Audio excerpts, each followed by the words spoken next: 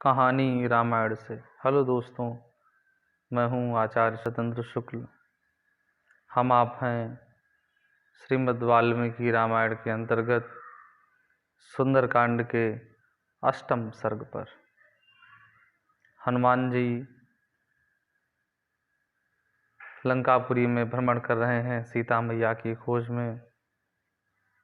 पुनः पुष्पक विमान के दर्शन का वर्णन।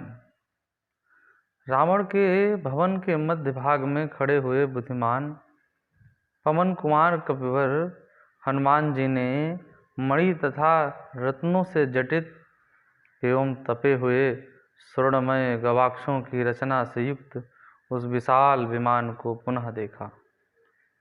उसकी रचना को, सौंदर्य को दृष्टि से मापा नहीं जा सकता है।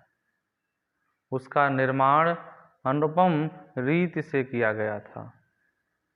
स्वयं विश्वकर्मा ने उसे बनाया था और बहुत उत्तम कहकर उसकी प्रशंसा भी की थी। जब वह आकाश में उड़कर वायु मार्ग में स्थित होता है तो सौर मार्ग के चिन्ह सुशोभित होने लगते हैं। उसमें कोई ऐसी वस्तु नहीं थी जो अत्यंत प्रयत्न से न बनाई गई हो, तथा वहाँ कोई ऐसा स्थान या विमान का अंग नहीं था जो बहुमूल्य रत्नों से जटित न हो। उसमें जो विशेषताएं थीं वे देवताओं के विमानों में भी नहीं हैं। उसमें कोई ऐसी चीज नहीं थी जो बड़ी भारी विशेषता से युक्त न हो।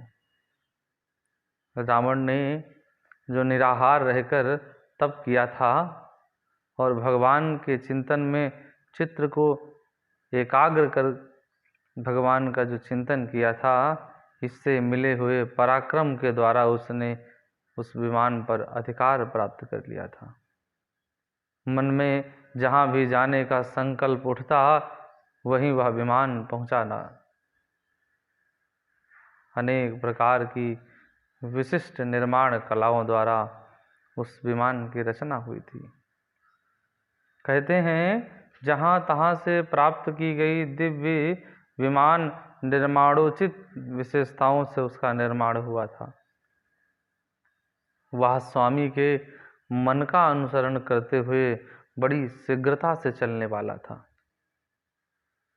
कितना दिव्य रहा होगा विमान, मन की गति पर जो चल रहा है, दूसरों के लिए दुर्लभ और वायु के समान वेगपूर्वक आगे बढ़ने वाला श्रेष्ठ आनंद अर्थात महान सुख के भागी बड़े बड़े तपवाले पूर्णकारी महात्माओं का ही आश्रय था।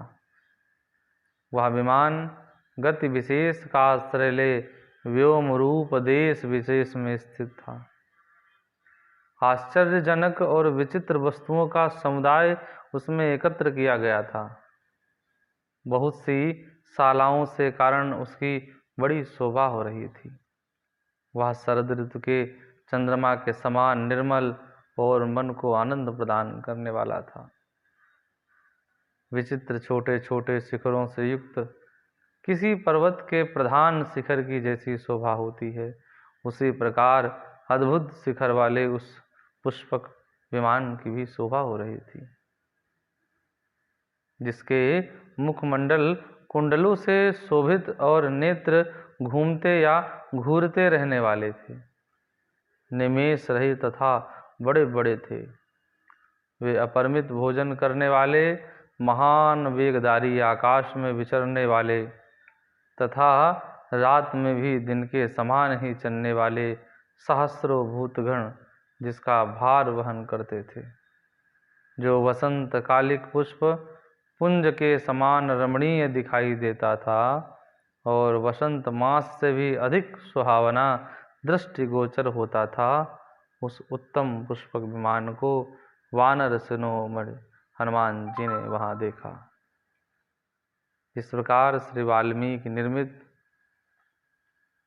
हर्ष रामायण आदि काव्य के सुंदरकांड के मध्य 8वें सर्ग को हम यहीं विराम करते हैं।